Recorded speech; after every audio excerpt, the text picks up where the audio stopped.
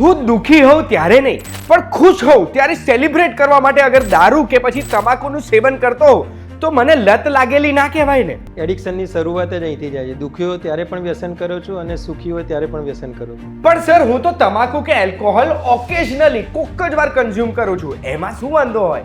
Occasionally જ આપણે એસિડમાં આંગળી ડૂબોડી દે તો ચાલે.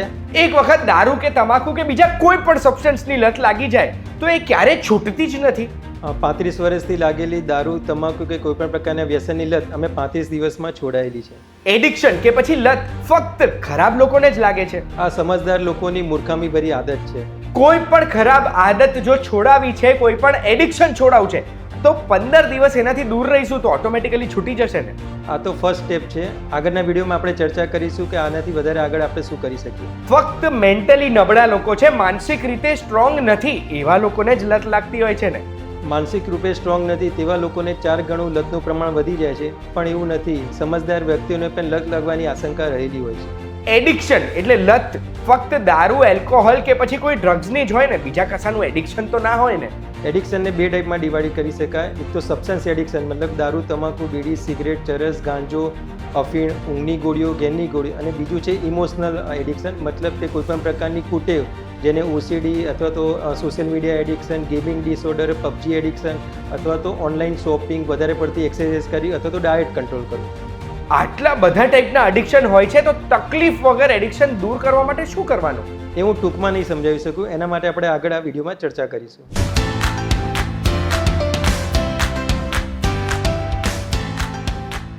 એક વાત કહું, આપનું સ્વાગત છે. મારું નામ છે કુંજ ઠક્કર. એક વાત કહું, આટલા વર્ષોથી આપણે બનાવી રહ્યા છે ને એના લીધે થઈને ઘણા બધા ઓન્કોલોજિસ્ટ એટલે કેન્સરના ડોક્ટર્સને મને મળવાનું થયું છે.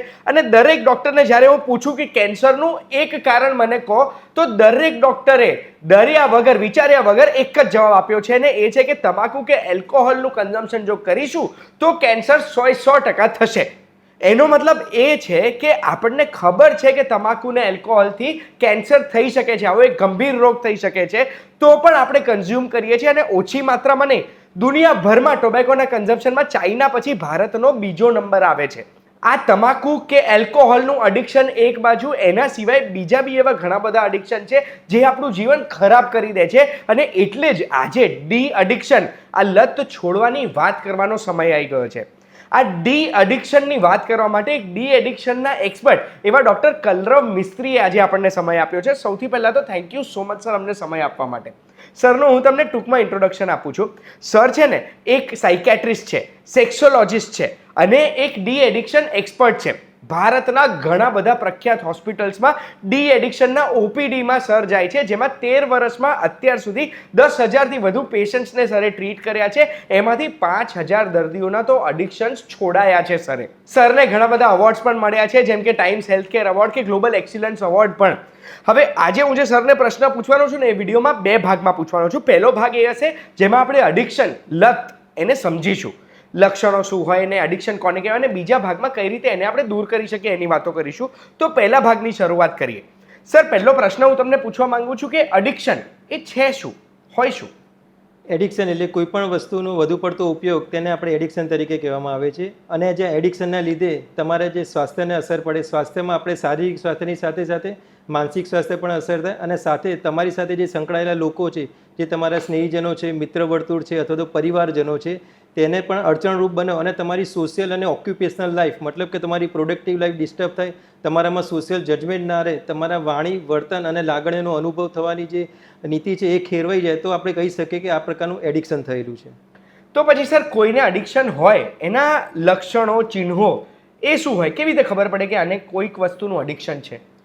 હવે એડિક્શનની આપણે વાત કરીએ તો ભગવાને સરસ રીતે એક મગજની રચના બનાવેલી છે, જેને અમારી ભાષામાં હેપી હોર્મોન્સ કે જેને સિરોટોનિન, ડોપામિન અને નોર એડ્રિનાલિન કહેવામાં આવે છે. જ્યારે પણ આપણે કોઈપણ પ્રકારના નશીલા અથવા તો માદક પદાર્થનું સેવન કરીએ છીએ ત્યારે તે દ્રવ્ય છે તે આપણા શરીરમાં જઈને બ્લડમાં જાય છે અને બ્લડમાંથી મગજના અમુક સેન્ટર તરીકે પહોંચે છે, જેને રિવાર્ડ સર્કિટ કહેવાય છે. જ્યારે તત્વ રિવાર્ડ સર્કિટમાં જાય છે ત્યારે એક ડોપામિન નામનું દ્રવ્ય હોય છે, જેના લીધે આપણને ફીલ ગુડ જેવી ફિલિંગ આવે છે. લાઈફના દરેક પ્રકારના સ્ટ્રેસ આપણે દૂર કરી શકીએ છીએ. એ ભલે ફેમિલી સ્ટ્રેસ હોય, ફાઇનાન્શિયલ સ્ટ્રેસ હોય, રિલેશનશિપ રિલેટેડ હોય અથવા તો કેરિયર રિલેટેડ સ્ટ્રેસ હોય. આહલાદક આનંદની અનુભૂતિ થાય છે અને આપણે તમામ પ્રકારના સ્ટ્રેસથી દૂર કરી શકીએ છીએ અને આપણને એક યુફોરિક ફિલિંગ આવે છે. તેની માત્ર આપણે કયા પ્રકારનું દ્રવ્ય અથવા તો સબસ્ટન્સ લીધેલું છે અને કેટલી ક્વોન્ટિટીમાં લીધેલું છે. લગભગ આઈડિયલી એવું કહેવાય છે કે 2 કે 4 કલાક પછી જેમ જેમ તેની માત્રા ઓછી થતી જાય છે તેમ તેમ આપણને વિડ્રોલ સિમ્ટમ્સ આવે છે. આ વિડ્રોલ સિમ્ટમ્સમાં આપણને કશું ગમે નહીં, કંટાળો આવે, ઉત્સાહ નહીં, ઉમંગ નહીં, ધગસ નહીં, રડવું આવે, એકલપણું લાગે, જિંદગીથી કંટાળી ગયો છું, લાવને ફરીથી લઈ લઉં, ક્યાંક દૂર જતો રહો તો સારું. અથવા તો અમુક લોકોમાં એવું પણ થતું હોય છે કે વિડ્રોલ સિમ્ટમ્સમાં હાથ પગમાં ધ્રુજારી થાય, ચક્કર આવે, પેટમાં ગડબડ થાય, શ્વાસ લેવામાં તકલીફ થઈ જશે, મને કંઈક થઈ જશે, મને કંઈક થઈ જશે, એવા પેનિક એટેક્સ અને એન્ઝાયટીના હુમલા આવતા હોય છે. આ વિડ્રોલ સિમ્ટમ્સ દૂર કરવા માટે એમને ફરીથી તે એડિક્શનનો અથવા તો તે સબસ્ટન્સનો ઉપયોગ કરવો પડે છે. એમ કરીને ઓકેશનલી સબસ્ટન્સથી માંડીને એ લોકો ચેઇન સ્મોકર અથવા તો ક્રોનિક આલ્કોહોલિક તરફ વળી જતા હોય છે. તો હવે સર મારે એ જાણવું છે કે આ લક્ષણો જે છે આ ફક્ત એલ્કોહોલ કે ટોબેકોના લીધે જ આવે કે બીજી પણ ટાઈપના એડિક્શન હોઈ શકે છે?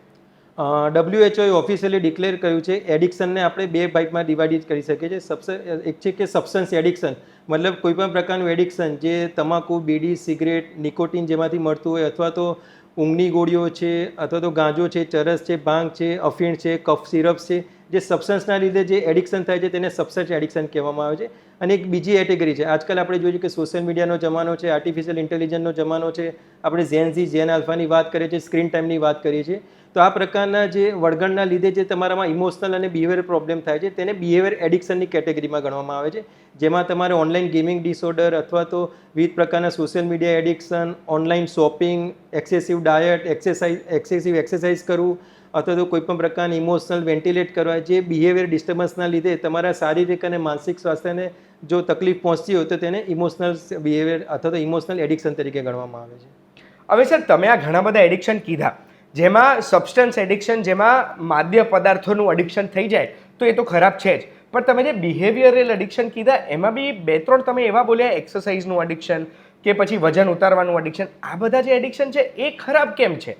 કે બધા એડિક્શન ખરાબ હોય કે એ ઘણા સારા બી હોય? એડિક્શનની પરિભાષામાં એવું છે કે જ્યારે તમારું સોશિયલ ઓક્યુપેશનલ ડિસ્ટર્બન્સ એ પ્રકારની એક્ટિવિટીમાં જો તમારે વધારે ઓવર ઇન્વોલ્વમેન્ટ થઈ જાય અને એ ઇન્વોલ્વમેન્ટમાં લીધે તમારી પ્રોડક્ટિવિટી ઉપર અસર થાય, તમારા ઇમોશન્સ પર અસર થાય અને તમારા બિહેવિયરને લીધે તમારી સાથે જે સંકળાયેલા લોકો છે તે લોકોને નુકસાન અથવા તો ડિસ્ટર્બન્સ થાય, it means you are addicted to such kind of the behaviour, જેમાં આપણે OCD કહેવાય છે કે ઓબ્સેસિવ કમ્પલ્સિવ ડિસઓર્ડર, જેને ધૂંધ રોગ કહેવાય છે. આ પ્રકારની કેટેગરીમાં વ્યક્તિ કન્ટિન્યુઅસ સાફ સફાઈ કરે, એટલી બધી સાફ સફાઈ કરે કે હાથમાં છાલા પડી જતા હોય છે, અથવા એટલો બધો પાણીનો ઉપયોગ કરતા હોય છે કે જેના લીધે પાણીની ટાંકી પણ ખાલી થતી હોય છે અને સોસાયટીમાંથી કમ્પ્લેન પણ આવતી હોય છે. તો જે ઓબ્સેસિવ કમ્પલ્સિવ ડિસઓર્ડર છે, અમુક લોકોને એવું લાગે કે સાફ સફાઈના લીધે આપણને જમ્સ ના લાગે, કોઈ માનસિક બીમારી અથવા તો કોઈ પ્રકારની માંદગી ના આવે, પણ વધારે પડતું જો તેને ચીવટભર્યો સ્વભાવ રાખવામાં આવે અને જેના લીધે તમારી ડેલી રૂટીન તકલીફ થાય અને લોકોને તકલીફ પહોંચતી હોય તો ઇટ મીન્સ એડિક્શનમાં આવે છે. ઓકે, તો કેવા પ્રકારના વ્યક્તિઓ હોય જેમને એડિક્શન થવાના ચાન્સીસ વધારે હોય? સામાન્ય રીતે એવું કહેવાય કે જ્યારે બી તમે કોઈપણ પ્રકારનો માનસિક બીમાર હોય, મતલબ કે તમે કોઈપણ પ્રકારની એન્ઝાયટી, પેનિક એટેક્સથી હોય અથવા તો તમને ડિપ્રેશનનો શિકાર હોય, તો આ પ્રકારના દર્દીઓને એડિક્શન થવાના ચાન્સીસ 4 ગણા વધી જતા હોય છે. અમુક કેસમાં જે સ્કિઝોફ્રેનિયા અથવા તો વિચારવાયુ નામની તકલીફ હોય છે, એમના મગજના અમુક ભાગમાં ડોપામીન અને સિરોટોનિનનો સ્ત્રાવ ખૂબ જ ઓછો હોય છે. તો આ પ્રકારના જે વ્યક્તિ હોય છે અથવા તો જે બીમાર વ્યક્તિ હોય છે, માનસિક રૂપે જે સ્વસ્થ નથી હોતા, તે લોકો નિકોટિન અથવા તો ગાંજા અથવા તો તમાકુ અથવા તો અફીણ અથવા તો આલ્કોહોલના માદક અથવા તો નશીલા પદાર્થનું સેવન કરીને પોતાની બીમારીમાંથી બહાર આવવાનો ટ્રાય કરતા હોય છે. અને એક બીજી વસ્તુ આવે કે જે પ્રોપરલી મેન્ટલી ફિટ છે અથવા તો જે સોશિયલ ડ્રિંકર છે.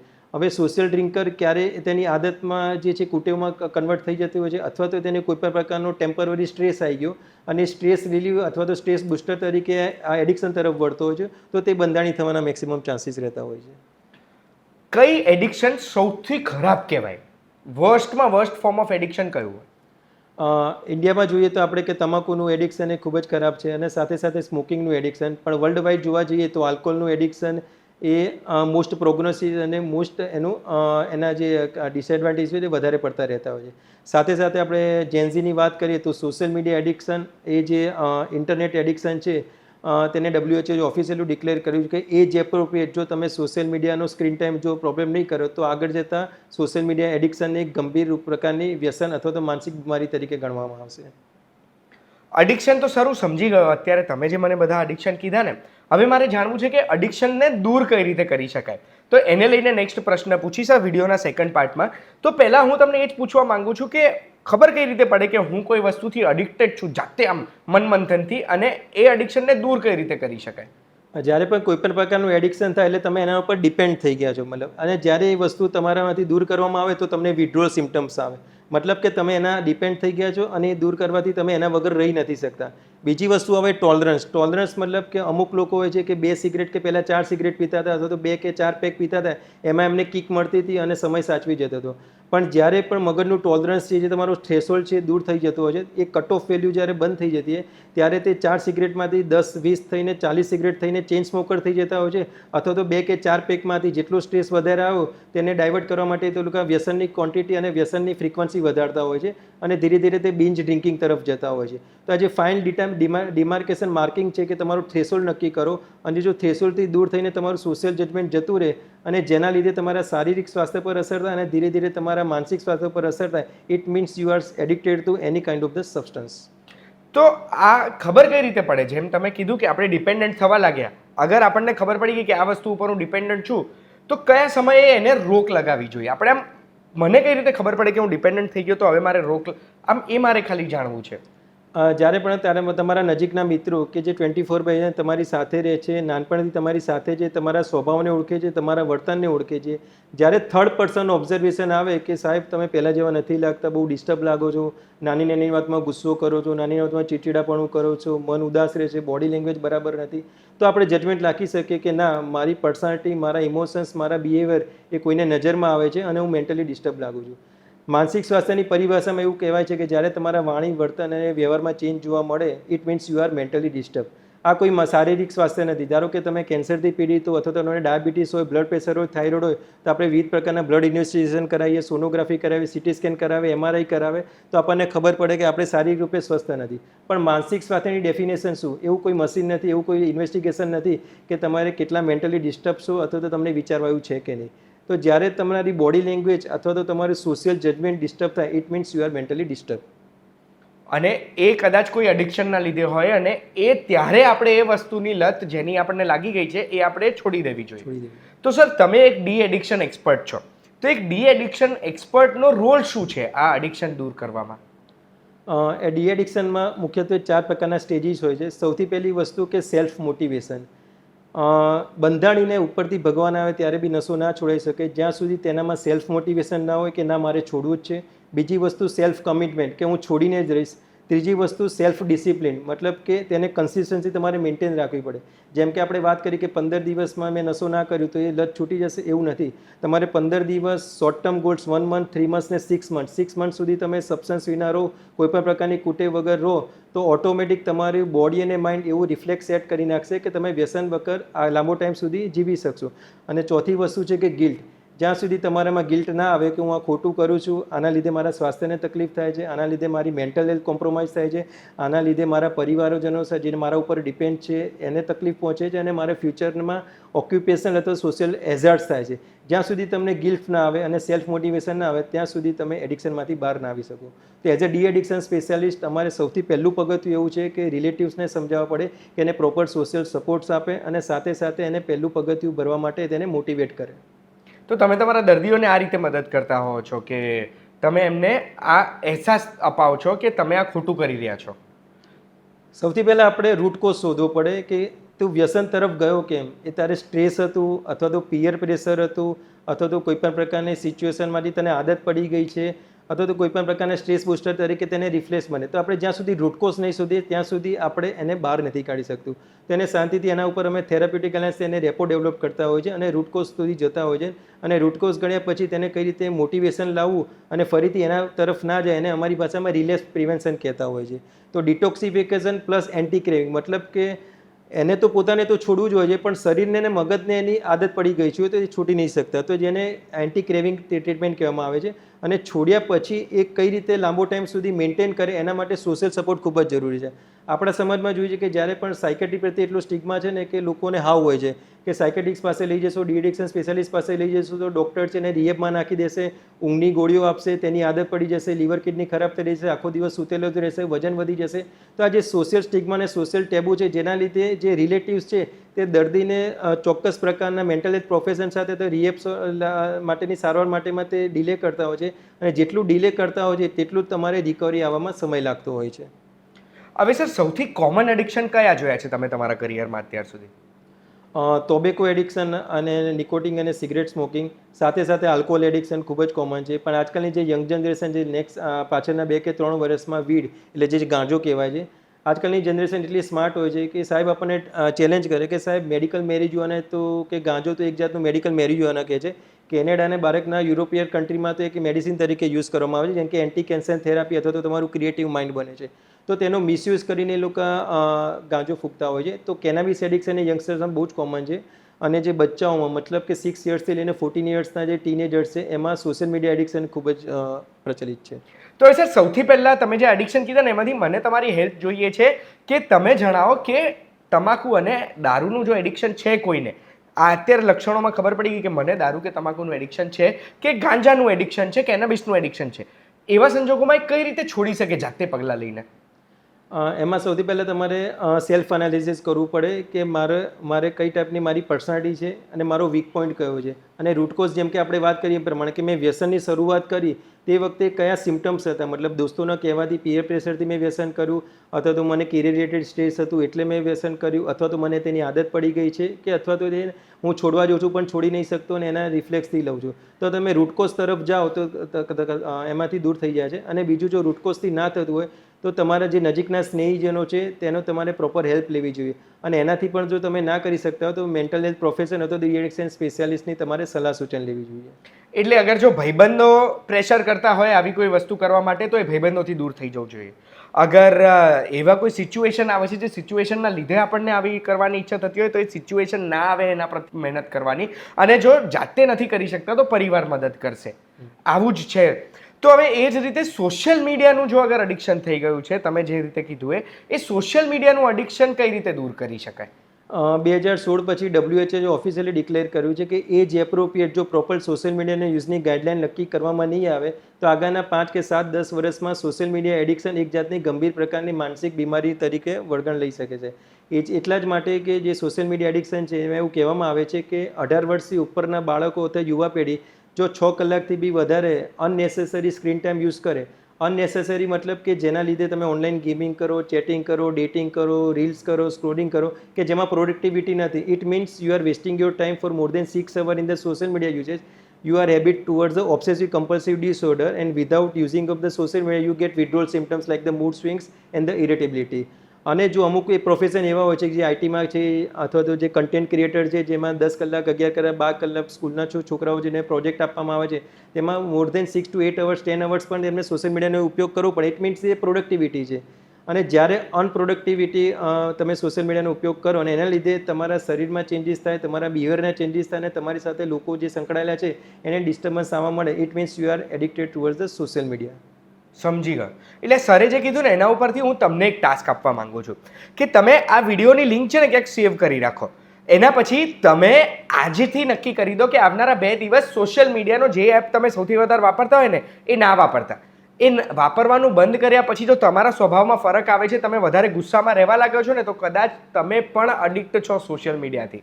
2 દિવસ પછી તમે આ વિડીયોની લિંક સેવ કરેલી છે, અહીંયા આવીને કમેન્ટમાં મને જણાવજો કે તમે અડિક્ટ હતા કે નહોતા. હવે સર નેક્સ્ટ પ્રશ્ન હું તમને પૂછવા માંગુ છું કે આપણે અગર જો કોઈ પણ એડિક્શન છે, કોઈ પણ લત લાગી ગઈ છે, સબસ્ટન્સની હોય કે બિહેવિયરની હોય, એ લતને આપણે દૂર નથી કરતા, એના પ્રત્યે કોઈ એક્શન નથી લેતા ને એને એડિક્શન રહેવા દઈએ છે, તો ખરાબમાં ખરાબ શું થઈ શકે? ખરાબમાં ખરાબ કે એક ટર્નઆઉટ ટુ સાયકોપેથ, મતલબ કે તમે જે એડિક્શનને જો પ્રોપર સારવાર કરવામાં નહીં આવો અથવા તો એ વ્યક્તિને એમાંથી બહાર નહીં કાઢો તો એ સાયકોપેથમાં કન્વર્ટ થઈ જાય છે. મતલબ આ જ વ્યક્તિ જે નશાના લીધે માનસિક રૂપે બીમાર થઈ શકે છે તેમાં સેલ્ફ હાર્મિંગ બિહેવિયર મતલબ પોતાની જાતને પણ નુકસાન પહોંચાડી શકે છે અથવા તો બીજાને પણ નુકસાન પહોંચાડી શકે છે.